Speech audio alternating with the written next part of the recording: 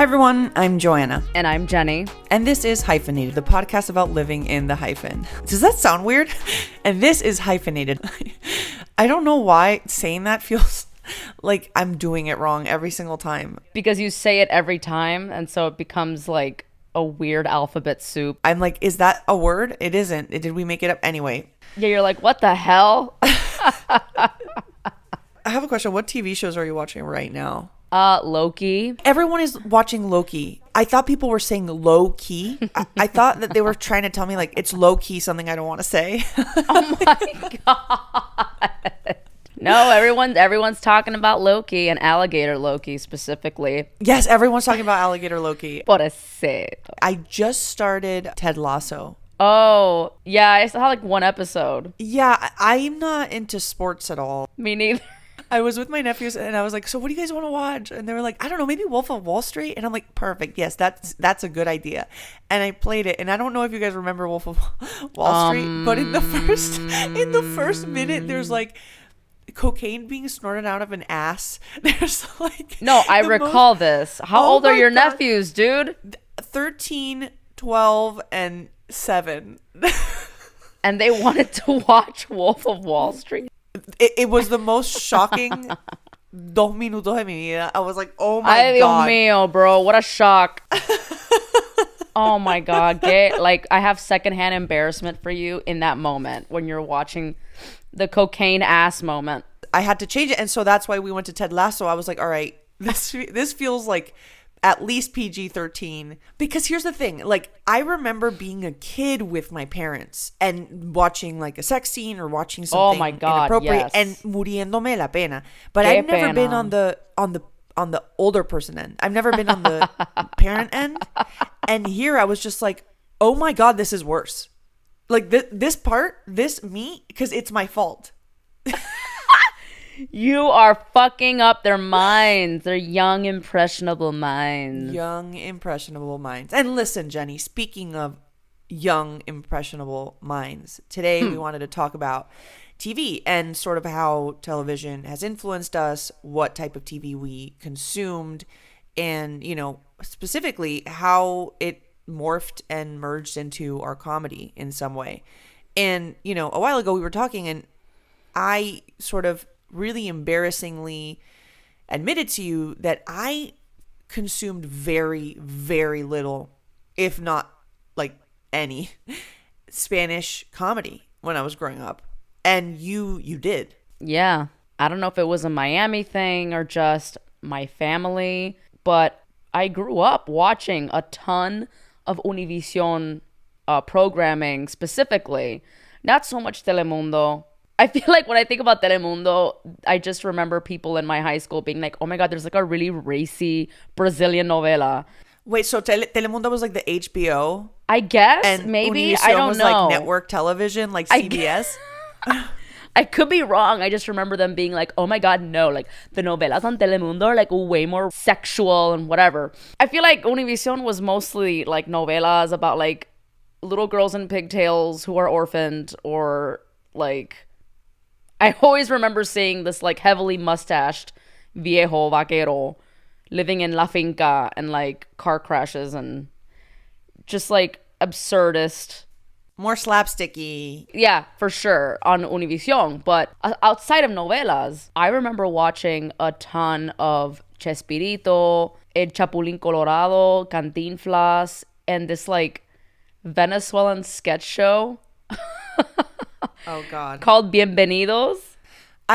Jenny, te lo juro por mi vida, I'm so embarrassed. Every time I'm talking to Latinos, they're like, sí, and they like drop all these like names of sketch shows and like comedy bits. And I don't know any. It's like my blind spot. It's an embarrassing blind spot for me that I'm like really como que insecure about. I mean, I don't think it's something you should feel bad about. Well, I sort of do because I just very early on started consuming English comedy and English TV and everything from Friends and The Office and SNL was always part of my life. And I guess I watched a little bit of El Chapulín Colorado and I remember my nanny, I wasn't allowed to watch Sábado Gigante. Like my mom was like, you can't watch this.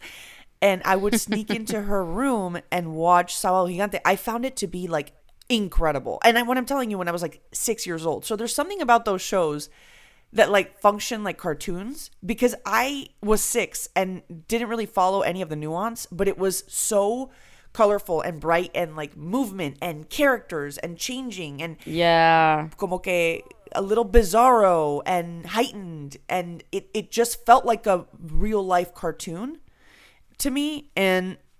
But after that, I just sort of let go of that. I just stopped. It was never really part of my day-to-day, because my grandma on my mom's side would watch Univision and telenovelas, but my dad's side, like, they were Jews with thick accents in Spanish, and they didn't watch that stuff. They watched other things. So I never really incorporated myself into that part of culture. And you know how many times I've done like como que entrevistas, interviews in Venezuelan radio, and they bring up the equivalent, like a character that is really well known in Venezuelan sketch comedy that is the equivalent of an SNL, like Dick in the Box. Yeah. And I'm just like blank. And I feel like such a cheat because I'm a comedian from this country. And they're like, ay, tú sabes. And then I'm like, what? Yeah, I mean, you know, everyone had a different upbringing. Some people weren't even allowed to watch TV. Some people I know didn't have a TV in their room. Some people, you know, were raised in really religious households, and they could only watch like Salty's Sing Along and like stuff like that, or like Veggie Tales, you know. So, you know, I think there's no shame in that. I completely understand what you're talking about. I feel, you know, sometimes I'm like, damn, I'm so glad that I actually caught half this shit, because, I mean, Spanish was my first language, and so I think that's why I watched so much Spanish television up until age 4, and then when I went to school, I started learning English. So then, again, my parents are very Americanized. They're Cuban as fuck, but they're, you know, my mom's like, I'm gonna make meatloaf every day. And so with them, I watched more American television. I was a big fan of Pee Wee Herman's Playhouse and Looney Tunes and all that stuff. I started consuming Nickelodeon and Disney. And my mom actually wasn't as into Spanish novelas. She watched All My Children. I'm named after a character on All My Children. So my mom... that always blows my fucking mind. Yeah, you know, she was killed off.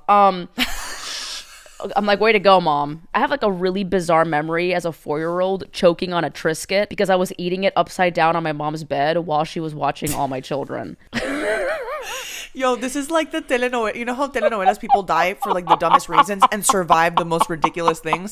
This was where your character should have been killed off, is eating a Triscuit upside down on a bed.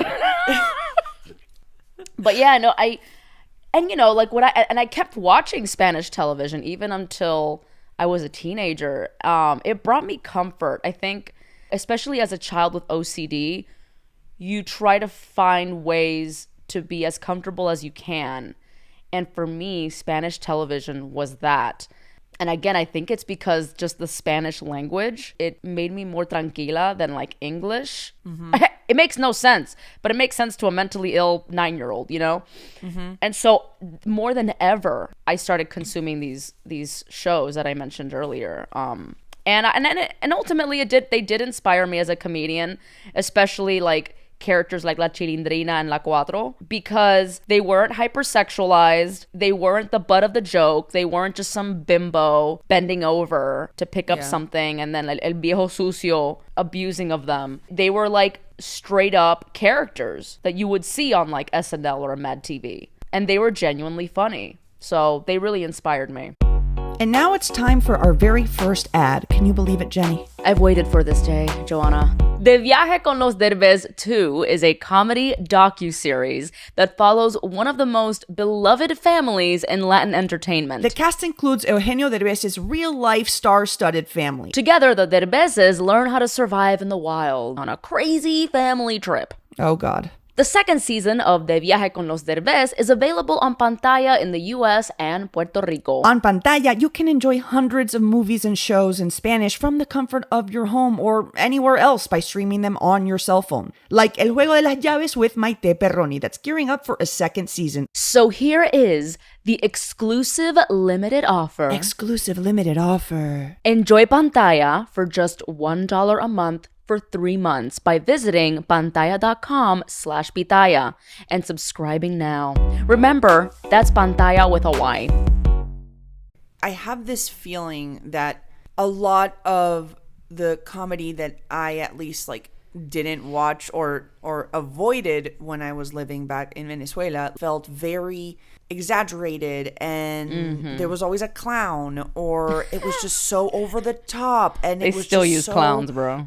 bizarre. It was a mix of like slapstick and then also inappropriate humor. And I'm not saying all the humor was like this, but I think a lot of it sort of was, and we see it unfortunately represented and stereotyped in a lot of American shows, like in The Simpsons. And basically anytime that there's a quote unquote Spanish TV show, they always make it this ridiculous confluence of like a clown on a donkey with a trumpet, but then it's always not that far away from that. I feel like it's like I turn on the TV and there's always a bunch of things that shouldn't be together in a shot. And then what you said, there's a lot of the times it was like a really sexy woman. Yeah. And then the humor was like, oh, let's make her bend over. Yeah. It was embarrassing to me as a woman. It was a little embarrassing. And obviously not all of it was like that. Like you said, La Chilindrina wasn't like that. There's a lot of sketches and stuff that weren't like that. But I guess the sort of stereotype or generalization of TV and comedy in Latin America is sort of that. And you know, I was so curious, like thinking about why this type of humor is so prevalent in Latin America, because for example, Japan, right? In this Japanese comedy show, they just put a lot of comedians in a room and they basically have to not laugh, and they're there for like 24 hours and they have to not laugh. And I realized that a lot of the things that made them laugh was things about shame. So talking about how shameful they are, how they bring shame on their family, and it's because it's shame. It's because it's a culture so based on respect. And, you know, anything taboo in a culture is usually something perceived as funny. And, you know, there's a reason why, you know, Jewish humor or at least the humor I saw in my family and I see in my family, and it's sort of prevalent in Jewish comedy and Jewish television, is like really dark humor is funny. Yeah. And dry humor. Really dry. Like you read the short stories of Shalom Aleichem, who basically about the shtetls in Russia, and they're all this like really horrible stories about like human dread and awfulness. And they're always making fun of like a shlemiel, like a poor guy that has such bad luck, because Jews have bad luck, that it's just everything goes wrong, and that's funny. So it's always about, I think it's just about making fun of the reality within their society that makes like comedy. But so I just don't understand, or what is the reason why a lot of this Latin American comedy is the way that it is. Like, is it because it needs to have broad appeal? It needs to appeal to a 6-year-old in her nanny's room, like trying to watch something with a bunch of like half naked women, and it just, you know, I just need to follow it? Is it because it has to appeal to a bunch of different countries? Is it because it has to appeal to literally everyone? Like, what is it about that type of humor? Why is it there? I just don't get it. Even beyond just television, like in terms of variety shows and sketch shows and sitcoms, I also found the commercials to be over the top. And it's funny because you would see the English version of like a Crest commercial that was airing at the same time as the Spanish version. The Spanish versions were always so annoying to me, and I don't know why. They were super pesado. Wait, really? Yeah, like... Wait, like what was like different about Oh my them? God, they were just corny. Like they were much cheesier, or when they would try to replicate the English version. I used to say this to my classmates and shit. Man, Spanish TV is really behind, especially when it comes to comedy. This stuff isn't funny anymore. Why do they think this is funny? Yeah. Whereas the American commercials were starting to get more clever and bizarre. I mean, look at like all these like car insurance commercials and Geico. Even Skittles. Skittles was super weird and thinking out of the box. And very Adult Swim type humor. And Yeah. so that, to me, that's where I started seeing the difference. I'm like, damn, these commercials suck. They're not funny at all. They're so corny.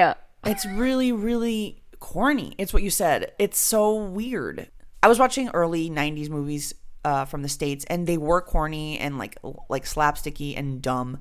And then I'm like, oh, but look how it's sort of changed and how you've seen different types of film and TV and more like grounded realism in The Office and Parks and Rec. And I think that it is happening in Latin America, but just on a smaller scale. Like, okay, it gets to Mexico and it gets to one show in Mexico, or it gets to Argentina and it gets to one movie or show in Argentina, or like there's a different way of doing comedy in Chile. But the grand scheme of it, I think it has to be cheesy and like over the top because it has to be broad, because it has to appeal to everyone.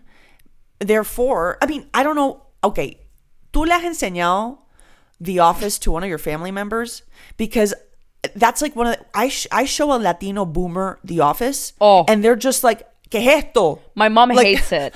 My sister's husband, me and my husband, we are obsessed with The Office. You come to my house, I have a Michael Scott doormat. I have Michael Scott pillows. I have quotes around the house from I have all kinds of like. You have Michael Scott pillows? I do.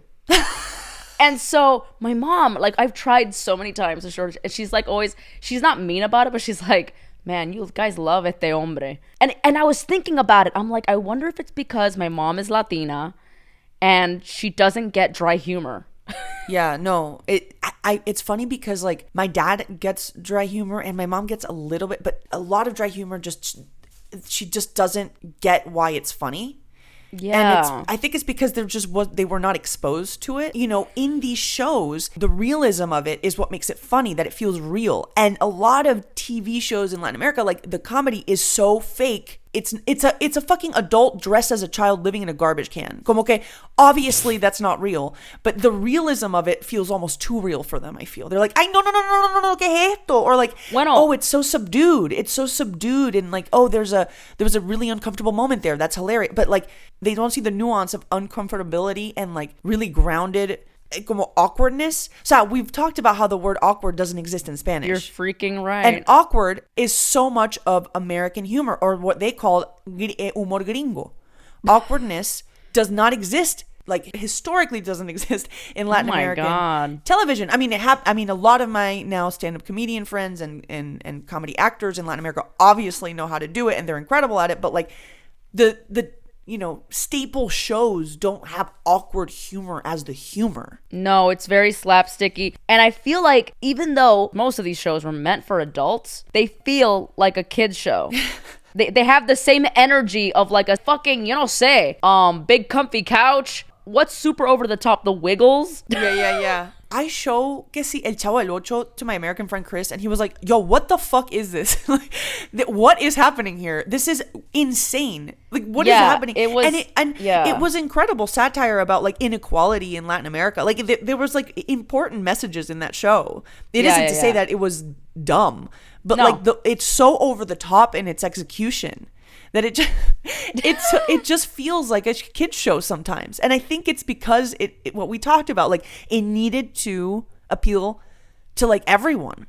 Yeah, and I think even with my stuff, right, like the inspiration for what I do, where I play like these characters, I remember being terrified of bringing the abuela character out, because I'm like, everyone's gonna be like, yo, this bitch is like in her late 20s, early 30s, like she's not an old lady, this is whack.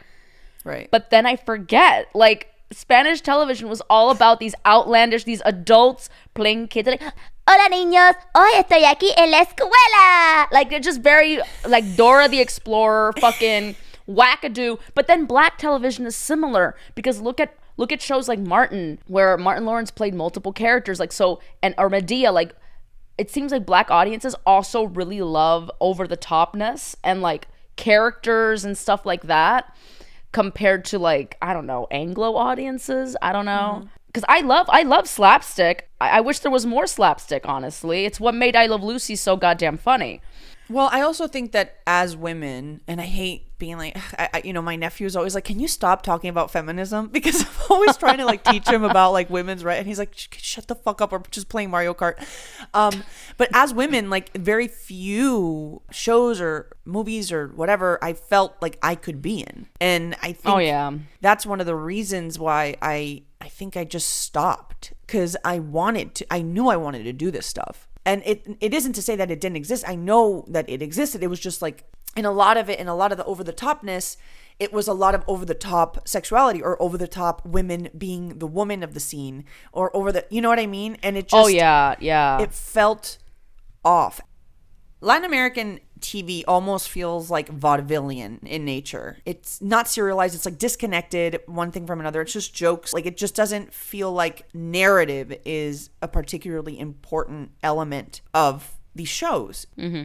Like, I think of El Chavo del Ocho, for example. They're just in the same alley. Yeah. And that's pretty much it. Like that's it. That's all that happens. Like, and I feel like now in the States, what we see is we have a lot of cable and streaming and all this stuff that has to compete with like movies. It has to compete with these things that grab people's attention and take you on a journey. And it feels like a lot of the TV shows that at least we grew up with, produced in Latin America, it just felt like it just needed to be produced to fill a vacuum of time in a slot. Yeah. Versus create a narrative that people talked about at the water cooler.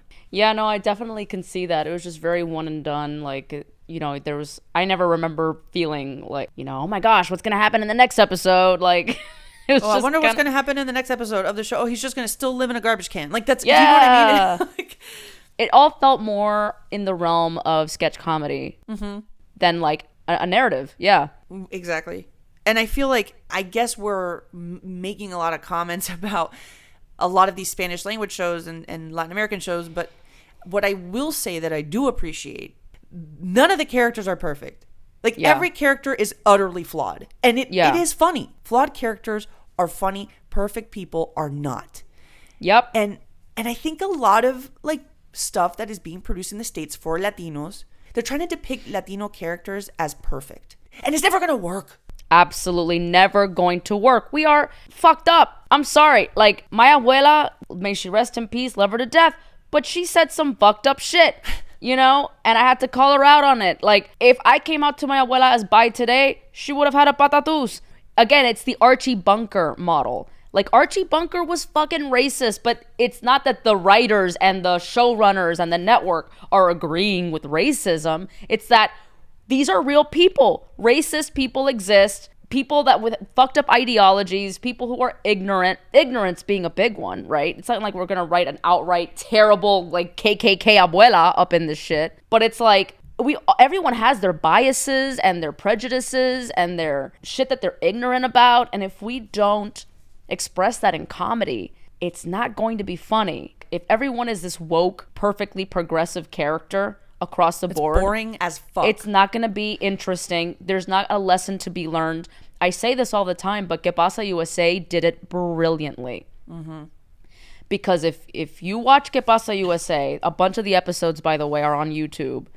They touch upon homophobia, racism, cultural differences in generations and stuff like that. And they do it brilliantly because they allow the flawed characters to be flawed. Yeah. And that is the best way to educate through comedy. Exactly. Not making all of the characters woke. It's just not authentic. It just is not. As a Latina, it makes me mad. I know it's so counterintuitive because I'm like, oh, I do want a character that is homophobic and that we can laugh at. Oh, I do. Because these are parts of our culture that need to be recalibrated and fixed. And I don't want to fix it through someone preaching at us. I want to fix it by creating a character that has, like Michael Scott, all of these things wrong with him. And we laugh at it and then we say, oh, I don't want to be like that. I can laugh at him. Yes. And I think that, I every time a new Latino show comes out, I'm like, oh God, please have someone be fucked up. Like, have someone have an abuela that they have to hide the fact that they're gay from. Show the reality of there's a lot of issues and problems in our culture as there are in every single culture in the world, and we should be able to make fun of it and not pretend we're perfect. Like, there's this like sort of desire to show how wonderful we are through perfect characters. And that just comes off as fake and not real and cringy. And you lose your audience real quick that way, because I personally get turned off when I see that. I'm like, damn, yo, this isn't reality. I think that's what Black television did a really great job with, you know, in the 90s. That's a lot of my favorite shows were Black sitcoms. And I think it's also because they would roast the fuck out of each other. Like, so there were so many moments where in Fresh Prince and Martin where they would roast the shit out of each other. They were just so mean to each other. But it was done brilliantly. You can tell there was a lot of love there. And I feel like in today's television, they're scared to like do that. They're scared to like, oh, we can't make fun of him for his height, or we can't da-da-da-da. In my videos, there's a lot of roasting. And I think that's why Latino audiences are attracted to what I produce, because of that element of imperfect. Yeah. A lot of the almost all of my characters are flawed. Yeah, because they're funny. And people know those flawed people because they literally know them in real life. Yes. And you know, like, your comedy reflects reality. And you know, now I'm writing for a TV show, and there's a part in one of the episodes where the Latina mom says something, just a joke about how long she's done a family tradition. And I get a note from the legal department saying like, oh, you're making fun of Latinos because like you're basically saying that their family traditions go back all the way to primates, and basically you're calling Latinos primate. And I'm just like, what the fuck? What the fuck mental gymnastics did you have to make for you to see something wrong in a Latina making a joke about her family? Like, why are you censoring comedy? Was this person white?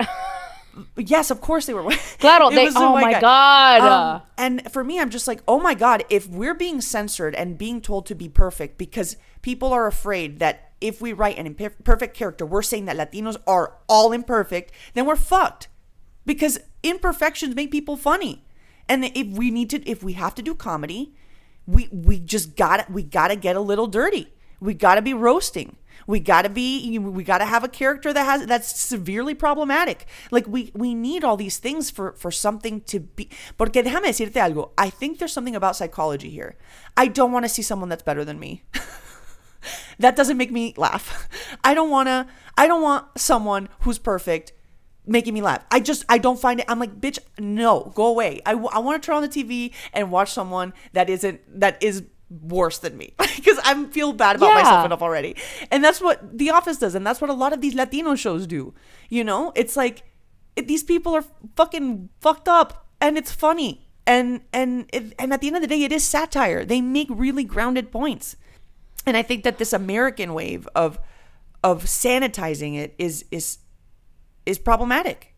I always use the metaphor or the example of parents buying a cereal brand that's like secretly healthy, but the kids don't know because it looks like candy. Lucky Charms, but you know, you're getting your vitamins.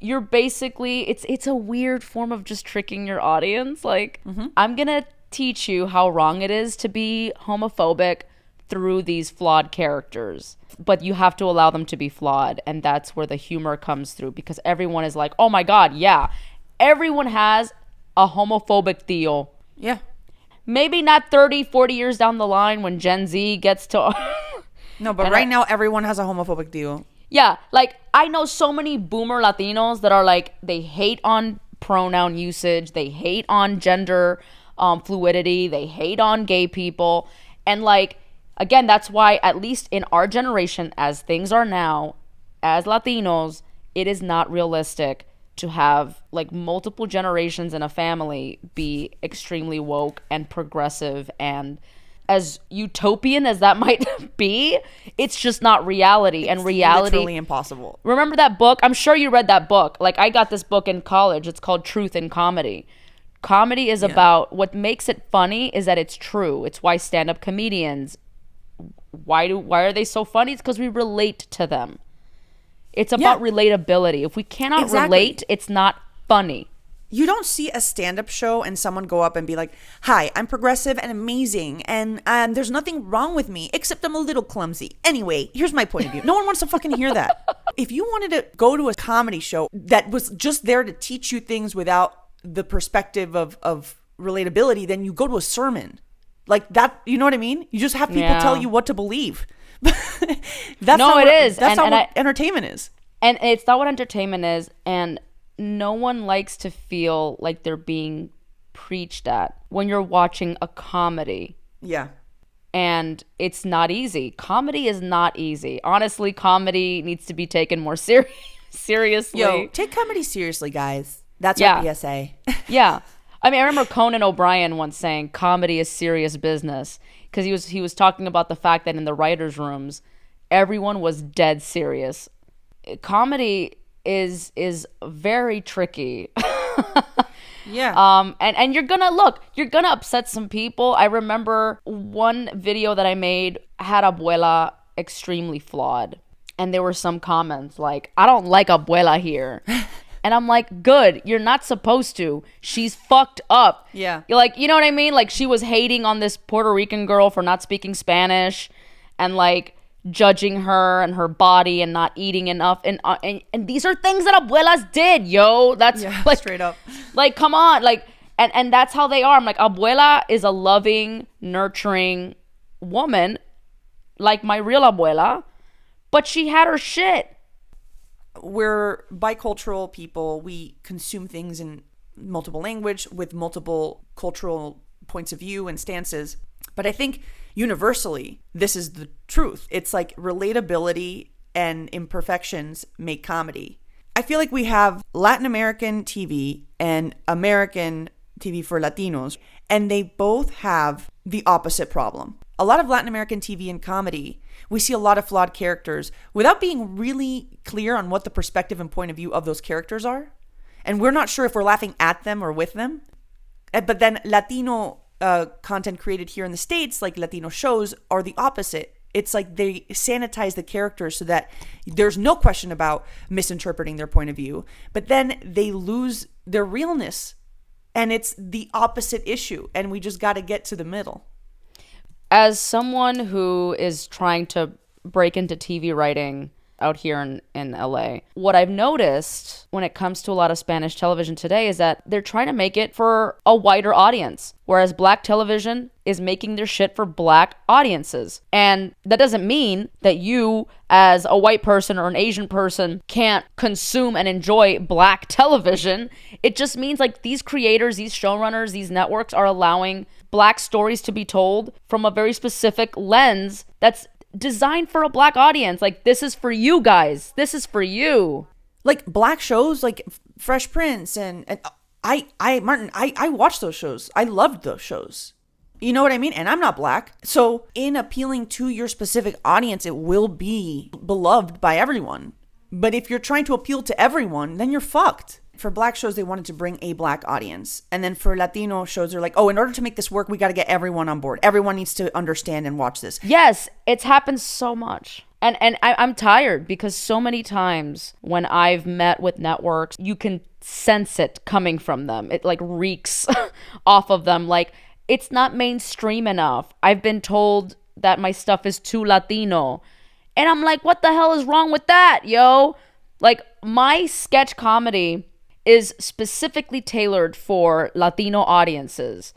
And I get real specific sometimes about Cuban culture, Miami culture, and I have audiences from all over. I have purely white Anglo people that don't speak a lick of Spanish, and they are grateful that I put subtitles, and that's enough for them. So it's upsetting because it's never gonna work. When you water something down, it's not going to be funny to anybody. No. And if you're disregarding the target audience, you're especially fucked. And we've always said you have to be specific for comedy to work. When you make a broad point of view, it's not going to work. And it's just not going to work. And you just see it's not going to work. Next week on Hyphenated, Jenny will talk about how she went to another vegan restaurant. And Joanna will probably have another anxiety attack. Stay tuned.